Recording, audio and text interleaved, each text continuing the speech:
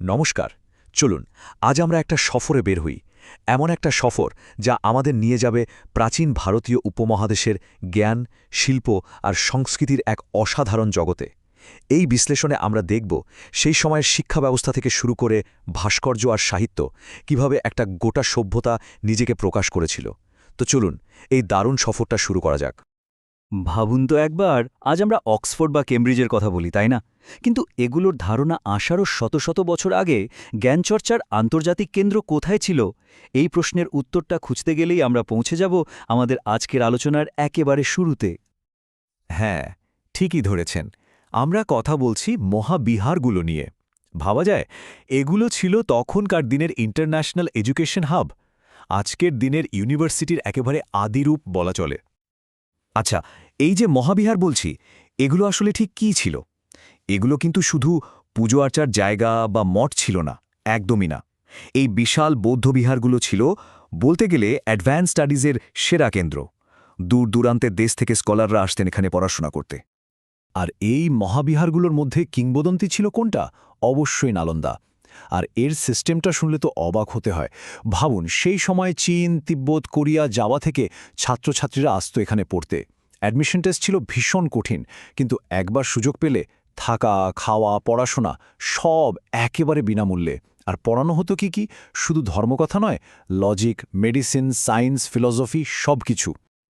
অবশ্য নালন্দাই কিন্তু একমাত্র ছিল না। এর সাথে ছিল তক্ষশিলা, বিক্রমশিলা, বল্লভীর মতো আরও সব বিখ্যাত শিক্ষাকেন্দ্র। মানে পুরো উপমহাদেশ জুড়েই যেন জ্ঞানের একটা নেটওয়ার্ক তৈরি হয়েছিল। আচ্ছা, এই যে এত বড় বড় শিক্ষাকেন্দ্রের কথা বললাম, সেখানে একজন ছাত্রের জীবনটা কেমন কাটত?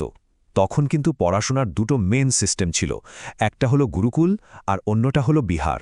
চলুন তো দেখি এই দুটোর মধ্যে তফাৎটা ঠিক কোথায় ছিল। পার্থক্যটা কিন্তু বেশ মজার। একদিকে গুরুকুল মানে হল গুরুর বাড়িতে থেকেই পড়াশোনা, ছাত্ররা সেখানে পরিবারের সদস্য হয়েই থাকত। গুরুর সাথে একটা অসাধারণ ব্যক্তিগত সম্পর্ক তৈরি হতো। আর অন্যদিকে বিহার ছিল অনেক বড় একটা ইনস্টিটিউশনাল ব্যাপার। অনেক ছাত্র একসাথে থাকত, পড়াশোনা করত, এমনকি সুতো কাটা বা কাপড় বোনার মতো প্র্যাকটিক্যাল স্কিলও শিখত। এই গুরু শিষ্যের সম্পর্কটা যে কি গভীর ছিল সেটা বোঝানোর জন্য আরণির গল্পটাই যথেষ্ট। একবার ভাবুন, গুরু তাকে আদেশ দিয়েছেন ক্ষেতের বাঁধ দেখে আসতে। আরুনি গিয়ে দেখলেন বাঁধের একটা জায়গায় দিয়ে হু হু করে জল বেরিয়ে যাচ্ছে।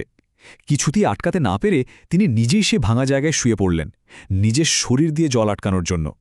গুরুর প্রতি এই ডেডিকেশন সত্যি অবিশ্বাস্য। তাহলে শিক্ষার এই দুটো ধারা তো আমরা বুঝলাম, কিন্তু প্রশ্ন হল, এই যে এত জ্ঞান, এত শাস্ত্র, এটা কি শুধু পণ্ডিতদের মধ্যেই আটকে ছিল? একদমই না।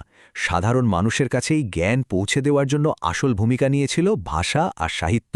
চলুন এবার সেই গল্পটাই শোনা যাক। দেখুন, সংস্কৃত তো ছিল স্কলারদের ভাষা, তাই না? কিন্তু সাধারণ মানুষ কথা বলতো অন্য ভাষায়, যেমন পালি আর প্রাকৃত। আর এই কথ্য ভাষাগুলোই হয়ে উঠেছিল তাদের নিজেদের গল্প বলার, নিজেদের ভাবনা প্রকাশ করার মাধ্যম। আচ্ছা, এই পালি আর প্রাকৃতের মধ্যে একটা ছোট্ট কিন্তু ইন্টারেস্টিং তফাৎ আছে। পালি ভাষাটা মূলত ব্যবহার করা হতো বৌদ্ধ ধর্মগ্রন্থ লেখার জন্য, আর প্রাকৃত ছিল আরও বেশি মাটির কাছাকাছি, মানে একেবারে কথ্য ভাষা। আর এই ভাষাতেই লেখা হয়েছে প্রচুর কবিতা, গল্প, এক কথায় আওয়ামী সাহিত্য। যদি উদাহরণ চান তাহলে তো বলতেই হয় পালি ভাষায় লেখা ত্রিপিটকের কথা, যেটা বৌদ্ধদের মূল ধর্মগ্রন্থ। আবার দেখুন প্রাকৃত ভাষায় রাজা হালের লেখা গাথা সপ্তশতী, অসাধারণ সব কবিতার একটা কালেকশন। শুধু তাই নয়, ঠিক একই সময়ে দক্ষিণ ভারতে সঙ্গম বলে কবিদের একটা সম্মেলন হতো, যেখান থেকে জন্ম নিয়েছিল বিশাল তামিল সাহিত্য ভাণ্ডার। তো ভাষা আর সাহিত্য তো হলো, কিন্তু এই গল্পগুলো, এই বিশ্বাসগুলোকে শত শত বছরের জন্য টিকিয়ে রাখার উপায় কি ছিল? কিভাবে এগুলোকে একটা স্থায়ী রূপ দেওয়া হলো? উত্তরটা লুকিয়ে আছে পাথর আর ছেনির কারুকার্যে, মানে শিল্পকলা আর স্থাপত্যে। প্রাচীন ভারতীয় উপমহাদেশের ভাস্কর্য আর স্থাপত্যের কথা উঠলে তো বলতেই হয়, ওটা একটা অন্য লেভেলের ব্যাপার ছিল। শিল্পীরা যেন শুধু পাথর খোদাই করতেন না, তারা পাথরের মধ্যে প্রাণ প্রতিষ্ঠা করতেন, পাথর দিয়ে গল্প বলাতেন। আর সময়ের সাথে সাথেই এই শিল্পনীতিও কিন্তু বদলেছে। যেমন ধরুন, মৌর্য যুগে দেখা যায় একেবারে চকচকে পালিশ করা পাথরের মূর্তি, এরপর শুঙ্গ আর সাতবাহনদের সময়ে ভাস্কর্যের সাধারণ মানুষের দৈনন্দিন জীবন, জাতকের গল্প এগুলো ফুটে উঠল। তারপর এলো কুষাণ যুগ, জন্ম নিল গান্ধার আর মথুরা আর্ট স্কুল। আর গুপ্তযুগকে তো বলা হয় ভারতীয় ভাস্কর্য শিল্পের গোল্ডেন এজ বা স্বর্ণযুগ। আর সবচেয়ে ইন্টারেস্টিং ব্যাপার কি জানেন? এই মূর্তি বা ভাস্কর্যগুলো কিন্তু শুধু সাজিয়ে রাখার জন্য ছিল না, এগুলোর প্রত্যেকটার পেছনে একটা গল্প ছিল। বিশেষ করে জাতকের গল্পগুলো, মানে বুদ্ধের আগের জন্মগুলোর কাহিনী পাথরে খোদাই করে সাধারণ মানুষকে বোঝানো হতো, অনেকটা আজকের দিনের কমিক স্ট্রিপের মতো, তবে পাথরে। শুধু ভাস্কর্য নয়, স্থাপত্যেও একটা বিপ্লব এসেছিল। ভাবুন, একদম শুরুতে মন্দির মানে ছিল পাহাড় কেটে তৈরি করা গুহা। তারপর সেই গুহার দেয়ালেই খোদাই করা হতো নানা রকম গল্প, নানা মূর্তি। আর তারপর গুপ্তযুগে এসে প্রথমবার আমরা ফ্রি স্ট্যান্ডিং মন্দির দেখতে পাই, মানে আলাদা করে পাথর বা ইট দিয়ে বানানো সম্পূর্ণ একটা স্ট্রাকচার। তাহলে এই যে এতক্ষণ ধরে আমরা আলোচনা করলাম, এখান থেকে ছবিটা কি দাঁড়ালো? আমরা দেখলাম এমন এক সংস্কৃতির চিত্র যেখানে জ্ঞান, ভাষা আর শিল্প, এই তিনটে জিনিস একে অপরের সাথে একেবারে ওতপ্রোতভাবে জড়িয়েছিল।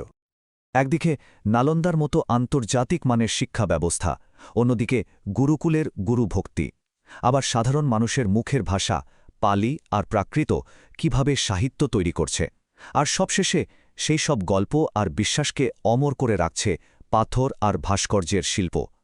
সব মিলিয়ে একটা অসাধারণ ইকোসিস্টেম। আমাদের আজকের এই বিশ্লেষণ এখানেই শেষ, কিন্তু একটা প্রশ্ন থেকে যায়, জ্ঞান চর্চা, সৃজনশীলতা আর মানুষের প্রতি শ্রদ্ধার এই যে প্রাচীন ঐতিহ্য, আজকের দিনে দাঁড়িয়ে আমরা সেখান থেকে কি শিখতে পারি?